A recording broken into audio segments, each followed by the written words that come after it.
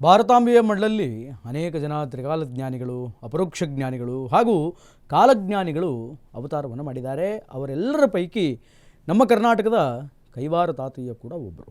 ಕಾಲಜ್ಞಾನದ ಭವಿಷ್ಯದ ಮೂಲಕ ಮುಂದೆ ನಮ್ಮ ದೇಶ ಏನಾಗುತ್ತೆ, ಎಂತಹ ಪರಿಸ್ಥಿತಿಗಳು ಬರುತ್ತೆ, ಎಂತಹ ವಾತಾವರಣ ನಮ್ಮ ದೇಶದಲ್ಲಿ ಮನೆ ಮಾಡುತ್ತೆ ಅಂತ ಶತಮಾನಗಳ ಹಿಂದೆ ನುಡಿದಂತಹ ಮಹಾಮಹಿಮರು.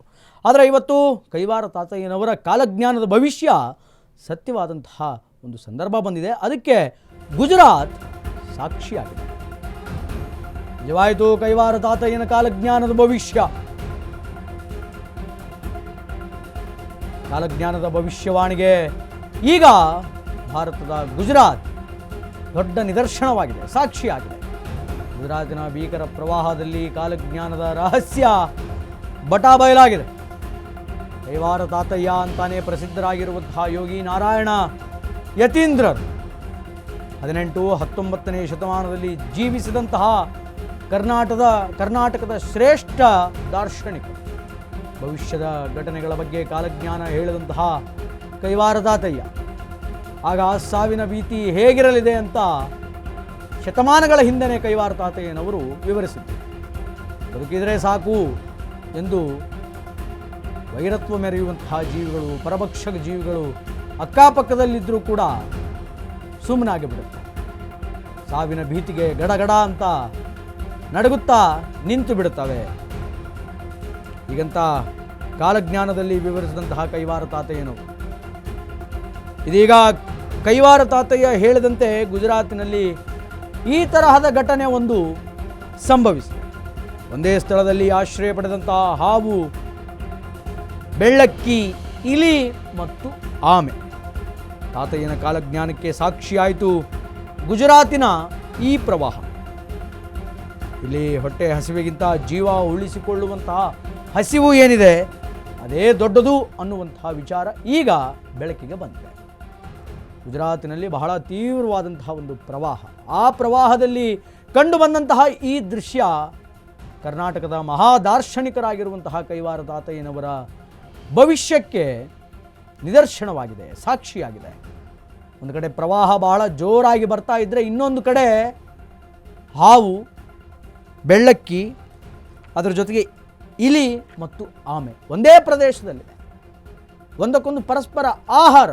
ಆದರೆ ಯಾವುದೂ ಕೂಡ ಮತ್ತೊಂದನ್ನು ತಿಂದು ಬದುಕಬೇಕು ಅನ್ನುವಂಥ ಆಲೋಚನೆಯನ್ನು ಮಾಡಿಲ್ಲ. ಅದೆಂತಹ ವೈರತ್ವ ಇದ್ದರೂ ಕೂಡ, ಶತ್ರುತ್ವ ಇದ್ದರೂ ಕೂಡ ಅವೆಲ್ಲವೂ ಕೂಡ ಒಂದೇ ಕಡೆಯಲ್ಲಿ ಇದ್ಕೊಂಡು ಪ್ರಾಣವನ್ನೇ ಹೆಂಗೆ ಉಳಿಸ್ಕೊಳ್ಬೇಕು ಅನ್ನುವಂತಹ ಆಲೋಚನೆಯಲ್ಲಿತ್ತು. ಇದು ಶತಮಾನಗಳ ಹಿಂದೆ ದಾರ್ಶನಿಕರಾದಂತಹ ಕಾಲಜ್ಞಾನಿಗಳಾದಂತಹ ಕೈವಾರ ತಾತಯ್ಯನವರು ನೋಡ್ತೀವಿ.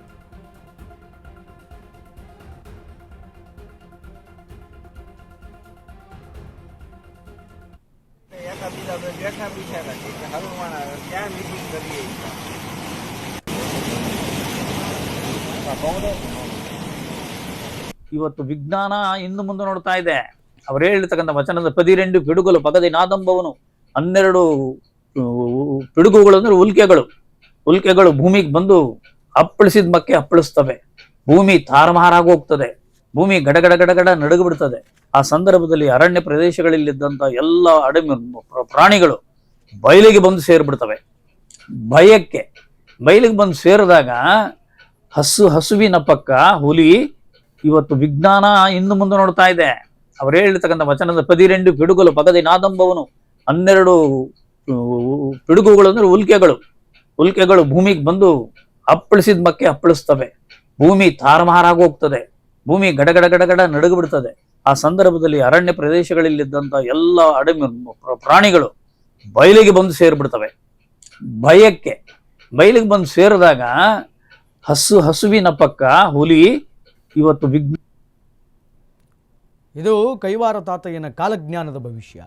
ಮುಂದೊಂದು ದಿನ ಪ್ರವಾಹ ಬರುತ್ತೆ, ಭೂಕಂಪದ ವಾತಾವರಣಗಳ ನಿರ್ಮಾಣ ಆಗುತ್ತೆ. ಆಗ ಎಲ್ಲ ಗುಹೆಗಳಲ್ಲಿ ಅವಿತು ಕುಳಿತಂತಹ ಪ್ರಾಣಿಗಳೆಲ್ಲವೂ ಕೂಡ ಬಯಲಿಗೆ ಬರುತ್ತೆ. ಹಾಗೆ ಪರಸ್ಪರ ಒಂದಕ್ಕೊಂದು ವೈರತ್ವ ಇದ್ದರೂ ಕೂಡ, ದ್ವೇಷ ಇದ್ದರೂ ಕೂಡ ಜೀವ ಉಳಿಸಿಕೊಳ್ಳುವಂಥ ಹಪಹಪಿಯಲ್ಲಿ ಅವುಗಳು ಇರುತ್ತೆ. ಬಿಟ್ಟರೆ ವೈರತ್ವವನ್ನು, ದ್ವೇಷವನ್ನು ಮುಂದುವರಿಸೋದಿಲ್ಲ. ಇಂತಹ ಒಂದು ಕಾಲ ಬರುತ್ತೆ ಅಂತ ಕಾಲಜ್ಞಾನಿಗಳಾದಂತಹ ಕೈವಾರ ತಾತಯ್ಯನವರು ಹಿಂದೆ ಹೇಳಿದ್ರು.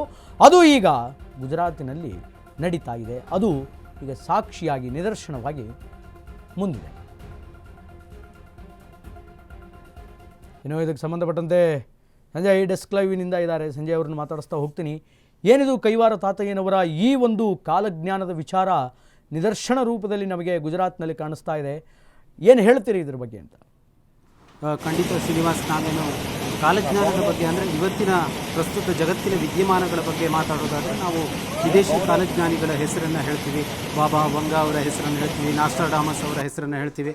ಆದರೆ ಅವರಿಗಿಂತ ಮುಂಚೆನೇ ನಮ್ಮ ಮಣ್ಣಿನಲ್ಲಿ ಅವತರಿಸಿದಂಥ ದಿವ್ಯ ಪುರುಷರು ಕಾಲಜ್ಞಾನವನ್ನು ಎಷ್ಟೋ ವರ್ಷಗಳ ಹಿಂದೆ ಅದನ್ನು ಬರೆದು ಜಗತ್ತಿಗೆ ಕೊಟ್ಟಿದ್ದಾರೆ. ಆದರೆ ನಾವು ಅವರ ಬಗ್ಗೆ ಜ್ಞಾನ ಇಲ್ಲದೆ ಬಾಬಾ ವಂಗಾ ಅವರ ಹೆಸರನ್ನು ಅಥವಾ ನಾಸ್ಟ್ರಾಡಾಮಸ್ ಅವರ ಹೆಸರನ್ನು ಹೇಳ್ತೀವಿ. ಅದರರ್ಥ ನಾನು ವಿದೇಶಿ ಕಾಲಜ್ಞಾನಿಗಳು ತುಂಬ ಕೆಳಮಟ್ಟದವರು ಅಂತ ಹೇಳ್ತಾ ಇಲ್ಲ, ಆದರೆ ಅದಕ್ಕಿಂತ ಪೂರ್ವದಲ್ಲೇ ನಮ್ಮ ಕಾಲಜ್ಞಾನಿಗಳು ಅದನ್ನು ಕೊಟ್ಟು ಹೋಗಿದ್ದಾರೆ. ಇವತ್ತು ಗುಜರಾತ್ನಲ್ಲಿ ನಡೆದಂಥ ಭೀಕರ ಪ್ರವಾಹದಲ್ಲಿ ಏನು ಕೈವಾರ ತಾತಯ್ಯನವರು ನುಡಿದಂಥ ಒಂದು ಭವಿಷ್ಯವಾಣಿ ನಿಜ ಆಗಿದೆ. ನೀವು ಆ ದೃಶ್ಯದಲ್ಲಿ ನೋಡ್ಬೋದು, ಒಂದೇ ಕಡೆ ಹುಲಿ, ಒಂದೇ ಕಡೆ ಹಾವಿದೆ, ಇನ್ನೊಂದು ಕಡೆ ಬೆಳ್ಳಕ್ಕಿ ಇದೆ, ಇನ್ನೊಂದು ಕಡೆ ಇಲಿ ಇದೆ, ಇನ್ನೊಂದು ಕಡೆ ಆಮೆ ಇದೆ. ಇವೆಲ್ಲವೂ ಪರಭಕ್ಷಕ ಜೀವಿಗಳೇ. ಆದರೆ ಆ ಸಂದರ್ಭ ಏನಾಗಿದೆ ಅಂದರೆ ಅವುಗಳಿಗೆ ತಮ್ಮ ಹೊಟ್ಟೆ ಹಸಿವಿಗಿಂತ ಜೀವ ಉಳಿಸಿಕೊಳ್ಳುವಂಥ ಹಸಿವೆ ದೊಡ್ಡದಾಗಿದೆ. ಹೀಗಾಗಿ ಅವೆಲ್ಲವೂ ಒಂದೇ ಕಡೆ ಇದ್ದರೂ ಕೂಡ ಪರಭಕ್ಷಣೆಯನ್ನು ಮಾಡಿಲ್ಲ. ಕೈವಾರ ತಾತಯ್ಯ ಹಿಂದೆ ಹೇಳಿದ್ದು ಕೂಡ ಇದನ್ನೇ. ಒಂದು ಕಾಲದಲ್ಲಿ ಏನಾಗುತ್ತೆ ಅಂತ ಹೇಳಿದ್ರೆ, ಈ ಭೂಮಿಯ ಮೇಲೆ ತುಂಬ ಭೀಕರವಾದ ಪ್ರವಾಹವು ಅಥವಾ ಉಲ್ಕೆಗಳು ಬಂದು ಹೊಡೆದಾಗ ಜಗತ್ತಿನಲ್ಲಿರುವಂಥ ಜೀವಿಗಳು ಯಾವ ರೀತಿ ಭಯ ಬೀಳ್ತವೆ ಅಂದರೆ, ಹುಲಿ ಪಕ್ಕದಲ್ಲಿ ಆಕಳಿದ್ರೂ ಕೂಡ ಹುಲಿ ಆಕಳನ್ನು ಭಕ್ಷಣೆ ಮಾಡೋದಿಲ್ಲ. ಆ ಪ್ರಮಾಣದಂಥ ಒಂದು ಭಯ ಸೃಷ್ಟಿಯಾಗುತ್ತೆ ಅನ್ನುವಂಥ ಮಾತುಗಳನ್ನು ಹೇಳಿದರು. ಕೇವಲ ಇದೊಂದೇ ಅಲ್ಲ, ಈ ಹಿಂದೆ ಭಾರತವನ್ನು ಬಿಳಿಯರು ಬಂದು ಆಳ್ತಾರೆ ಅಂತ ಕೈವಾರ ತಾತಯ್ಯನವರು ಹೇಳಿದರು. ಅದು ನಂತರ ಬ್ರಿಟಿಷರು ಬಂದು ಭಾರತವನ್ನು ಆಳುವ ಮೂಲಕ ನಿಜ ಆಯಿತು. ಹೀಗೆ ಕೈವಾರ ತಾತಯ್ಯ ನುಡಿದಂಥ ಎಲ್ಲ ಭವಿಷ್ಯವಾಣಿಗಳು ನಿಜ ಆಗ್ತಾನೆ ಬಂದಿದೆ. ಈ ಮುಂದೊಂದು ದಿನ ನಡೆಯುವಂಥ ದೊಡ್ಡ ಪ್ರಮಾಣದ ಏನು ಭಯಭೀಕರ ಘಟನೆಗೆ ಇವತ್ತು ಗುಜರಾತ್ನಲ್ಲಿ ನಡೆದಂಥ ಪ್ರವಾಹದಲ್ಲಿ ಒಂದು ಸಣ್ಣ ನಿದರ್ಶನ ಸಿಕ್ಕಿದೆ ಅಂತ ಹೇಳ್ಬೋದು. ಶ್ರೀನಿವಾಸ್, ಧನ್ಯವಾದಗಳು ನಿಮ್ಮೆಲ್ಲ ಮಾಹಿತಿಗೆ ಸಂಜಯ್. ಇದು ಕೈವಾರ ತಾತಯ್ಯನವರ ಕಾಲಜ್ಞಾನದ ಭವಿಷ್ಯ. ಅವರು ಹೇಳಿಕೊಂಡು ಬಂದಂತಹ ಎಲ್ಲ ವಿಚಾರಗಳು ಕೂಡ ಸತ್ಯವಾಗಿದೆ. ಆ ಎಲ್ಲ ಸತ್ಯದ ವಿಚಾರದ ಪಟ್ಟಿಯಲ್ಲಿ ಈ ವಿಚಾರವೂ ಕೂಡ ಸೇರಿಕೊಳ್ಳುತ್ತೆ.